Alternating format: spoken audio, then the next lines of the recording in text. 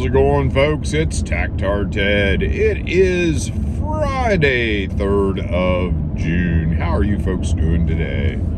So, I continue to make comparisons to the current state of Ukraine and Nazi Germany at the end of World War II. Now, for those of you who may have missed it, there are a lot of things going on inside Ukraine that are exactly like they were in World War II Germany. For instance, drafting children. Yes, they are putting 14-year-olds in uniform. Hitler did the same. Giving out arms to civilians willy-nilly. They're doing the same. Drafting granddad into the Volkssturm. Doing the same. Declaring war on all their internal enemies.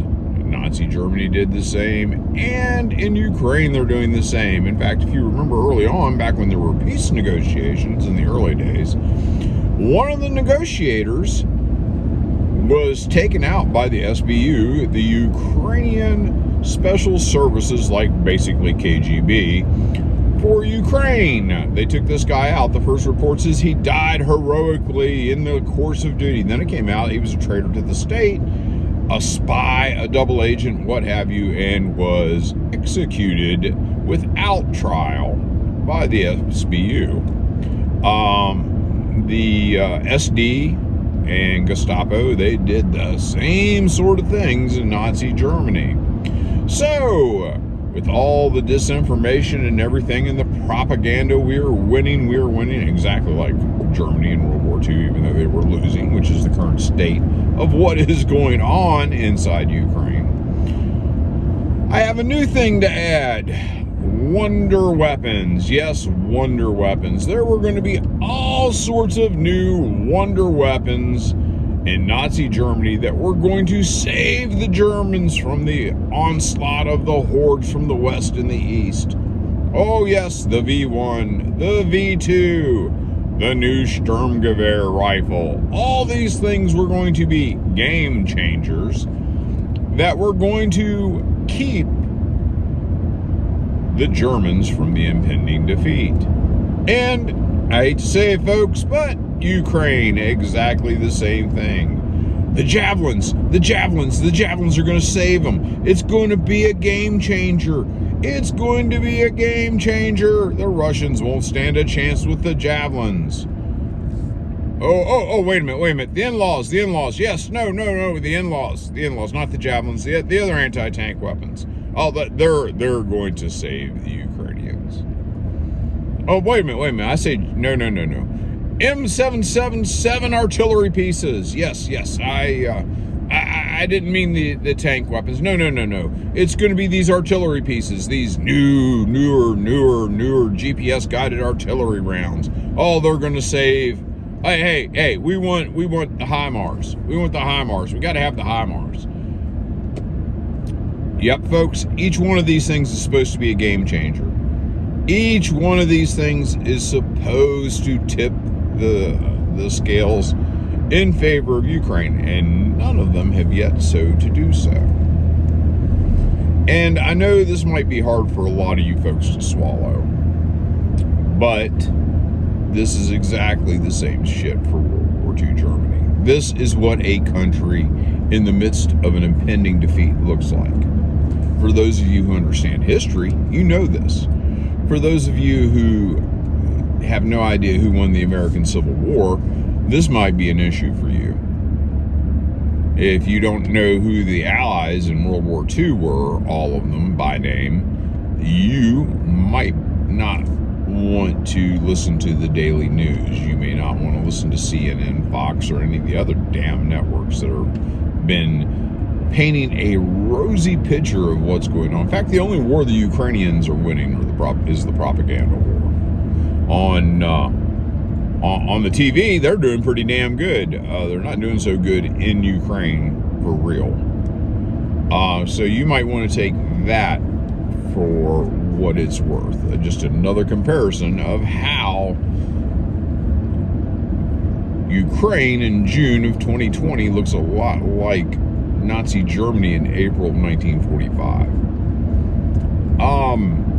what else do we have for you? Oh, the other interesting narrative out there. There's another very interesting narrative about Putin. You can't trust Putin. If Putin signs a paper ending this war, we can't trust him. Oh, no, we can't trust him. We can't trust him. Okay, why? Why can't we trust him? Well, he backs out of agreements. Okay, which one? And they can't name a single one. Now, I can name you count them two agreements in the last 10 years that Ukraine has backed out of and failed to hold up their commitments. Minsk 1 and Minsk 2. In fact, had those agreements been followed, there would be no conflict today in Ukraine, but they were not followed. They lied. Well, Zelensky didn't sign this. No, Zelensky didn't sign those, but as president of Ukraine, Peter Poroshenko's regime signed those. And being that Zelensky won the presidency, he's actually bound to implement those. And he did not. He failed to, for whatever reason. Ukraine does not keep their word. So that's a little something to chew on this morning, folks. Apparently, we do a lot of projecting in the news. A lot of projecting in the news. And there's all sorts of wild rumors that are still out there. And the greatest thing is that the wild rumors, when they do make it to the press, they get printed on the front page. The retraction gets printed on page 13 below the fold where you're not going to notice it. A prime example is the Russian rapes in Ukraine. Yes, the Russian rapes in Ukraine. They're raping babies, they're raping dogs, they're raping cats. They're raping. They're raping this, they're raping that. They're raping rocks, they're raping trees. They are just raping everything in Ukraine. And the Ukrainian information babe who brought all this forward and reported it far and wide to Western news sources who ran with it has been fired by Ukraine for disinformation. Let me say that again. She was fired for disinformation. Even the Ukrainian government realized she is a liar. Okay? Now, interesting enough, the same folks who ran with the rape stories are not running with the story that she has been terminated. Her services are no longer needed because she couldn't tell the truth. Interesting, isn't it? Very interesting. The lies make page 1. The retraction never makes it to the front page. So that's another narrative. Oh, the other rumor, I love this rumor. Putin's dead. Yes, MI6 or whatever ministry of whatever in the British government has decided that Putin's probably dead and they're using a body double and they're just hanging out to see if they can consolidate power and see who's going to take over. You know, it's really interesting. I've seen a lot of things lately talking up Dmitry Medvedev, former prime minister and former president of Russia. Possibly the heir apparent. I have no idea. You never know what the Russians are going to do, and that's because it's their country, not our country. So it's interesting. The rumor's out there. The rumor persists. Will the rumor be reality? I doubt it. I think it's wishful thinking, but you never can tell. We get things right occasionally. We're not getting much right in this war. And that's another thing that I will have to touch on. Weapons are tools. Tools have specific uses. You can't use a Phillips screwdriver when you require a flathead screwdriver. It does not work. And some tools will cross that gap, but they're not what they were designed for. And unfortunately, we're giving weapons for a European land war that were not designed for a European land war. And they were not designed for the situation that Ukraine finds itself in. The drones that we were sending, those drones were intended for an army like ours and our ordeals in the last 20 some years, an army that has air superiority. And I'm not demeaning our army. Our army are great guys. I'm not demeaning them at all. But they're made for an army that are fighting farmers wearing sandals with beards and AKs. That's who they were designed for. And they were designed for those conditions. And Ukraine does not have air superiority. The Russians have air superiority. Those drones are going to be shot down. They're going to be shot down in quick order. The Tunguska air defense system will probably work those drones pretty hard. And I'm not saying this to be a Russian cheerleader. I'm saying this to be a realist. That's the whole thing about all this, is reality. You cannot detach yourselves from the reality. Somehow, hopes and prayers defy logic. The deficit in equipment, the deficit in troops, the deficit in training that is currently the state of Ukraine cannot be compensated for. Not unless you're going to bring in land armies. And that would be a real stupid thing to do. But then again, we tend to do stupid things. The artillery, the towed artillery, the M777s, those were designed for the wars in the Middle East and Iraq, Afghanistan. It was designed for those sort of conflicts. They were not designed for European land war. Our tactics are not designed for European land war. The thing you guys might want to remember is that while we are doing all this adventurism in Central Asia and the Middle East, the Russians continued to work steadily at a European land war. Why did they work at that? Well, because they happen to be in Europe, and they don't tend to go spreading their military all around the world. But Dave, Syria. Yep, they're in Syria. So are we. And last I checked on a map, Syria tends to be a lot closer to Russia than the United States. That's just a little food for thought there. I just really have to wonder about a lot of what we're doing, what we're thinking, what we're saying, and how we are presenting ourselves.